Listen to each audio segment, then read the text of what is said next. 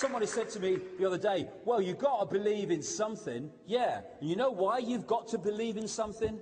Because you can't bring yourself to believe in everything. So you have to substitute that by believing in something.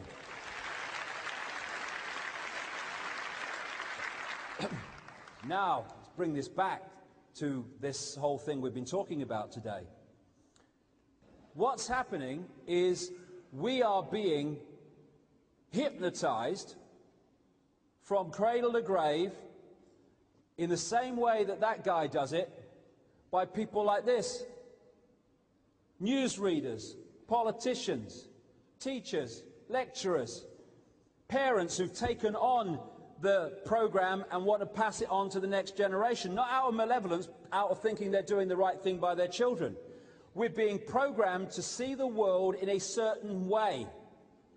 And when we take on the belief that is being constantly implanted, we will have the experienced reality to fit the belief. We're being hypnotized. The greatest hypnotist on planet Earth is an oblong box in the corner of the room. It is constantly telling us what to believe is real.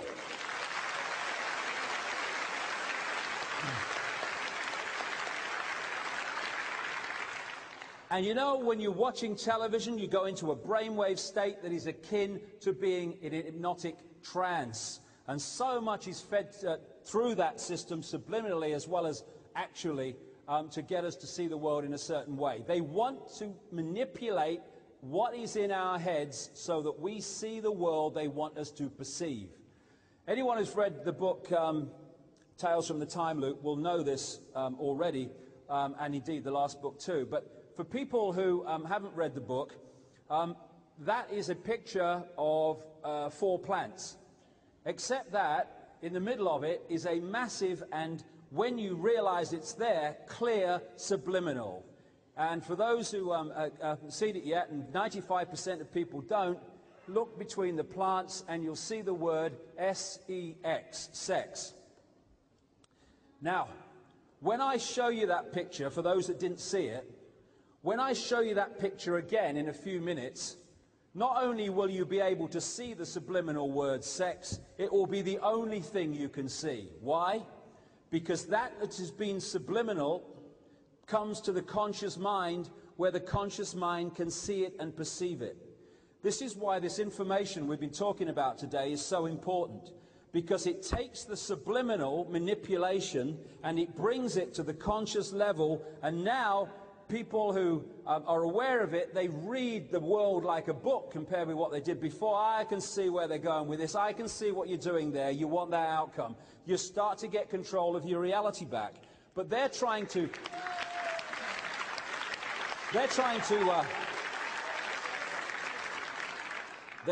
program us subliminally all the time. There's a subliminal in this. This is advertising does it all the time.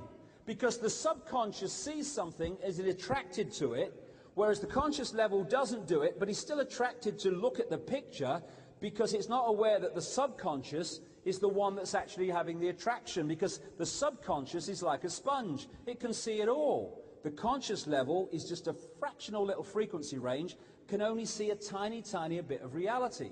Now, the subliminal here is a dick here in this picture.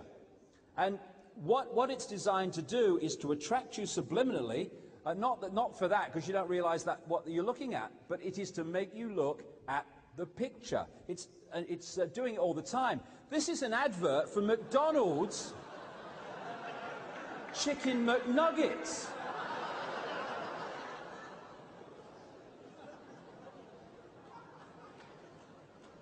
Now, I've seen a lot of chickens, but...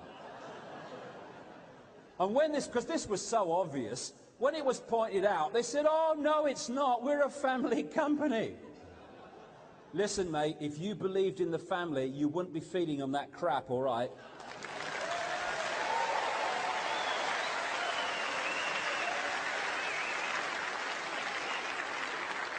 This actually happened in the Gore-Bush election, the first time Bush was not elected. In an anti-Gore advertisement, political advertisement, they left the subliminal in too long. You couldn't see it when it passed through normal speed, but you only had to play it back slowly, slightly, for it to come up. And just as they were saying an anti-Gore statement in the political commercial, rats came up, which the subconscious would have picked up, and it associates Gore, rat, negative association. This is happening all the time to us as they try to manipulate our reality. Time magazine, when they were they were really anti-Gaddafi, when they were trying to demonize him. Whatever happened to him? I thought he was a danger to the world. Is he gone? Was he gone? Is he still alive? I don't know. What's happening? We've got old stuff. We've got new monsters now. You have to keep up with it. Anyway, on his face, subliminally, which has been pointed out in this book where this picture comes from, on his face, subliminally, obviously not like this, you see the word, when you look at it real closely and blown up, the word kill and the word sex. Sex is used a lot to attract consciousness subliminally to look at a picture that they will then absorb. And then kill there, oh yes, kill Gaddafi, almost get him. It's all subliminal. Interestingly, when we had these embedded reporters, embedded with the people that they were reporting about, therefore very, very easy to suppress what they were reporting in terms of the bigger picture of what people needed to know, they became known in the Iraqi invasion as embeds, embedded reporters, embeds. What do advertisers and others call subliminally implanted messages? They call them embeds. And that's what these reporters were, subliminally, apparently reporting the news of the war while actually reporting a version that suited the authorities. They'll put people, you know when you're talking to someone, I mean, imagine if I spent the day like this, and then this happened, and then that happened.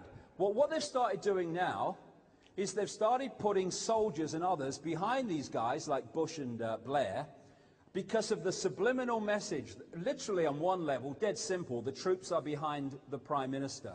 And all these kind of subliminals are put in. A simple one, like they arranged for this child to be picked up by Tony Blair when he first went to Iraq to give the subliminal and literal message of, hey, look, great for children, when they've slaughtered tens of thousands of them, but we won't mention that. Well, with Mr. Blair. He kind of took it too far, as he normally does. But this is the principle of it. It's all subliminal, kind of manipulating our reality with stuff like that. And they want to control what's in our heads and control our virtual reality. They want to turn us into robots. They want to turn us into computers so that we come from this level of being instead of that level of being. And now we come to something we talked about earlier. Why do they want genetically modified foods? Because they want to manipulate the computer to become even more difficult for consciousness to manifest its true magnitude through. When people suffer brain damage and they are incredibly limited in what they can perceive, and they're called vegetables and all this stuff, they're still infinite consciousness. And when they leave the body, they are infinite consciousness. The problem they have is the computer is knackered. And so consciousness cannot manifest itself through the computer, just as when you're trying to, do something on the computer. It doesn't matter how computer literate and brilliant the guy on the keyboard is, if the computer's knackered, it's knackered. There's nothing you can do. Same principle, same symbolism.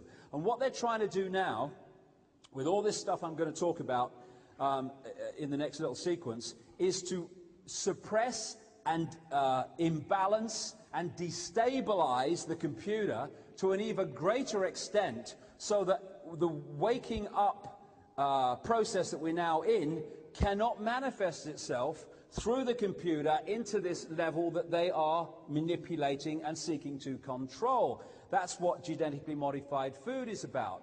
Fluoride. Now, all these things that I'm going to go through have one thing in common.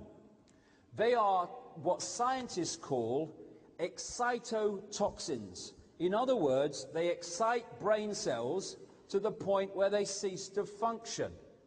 The electrochemical process of the brain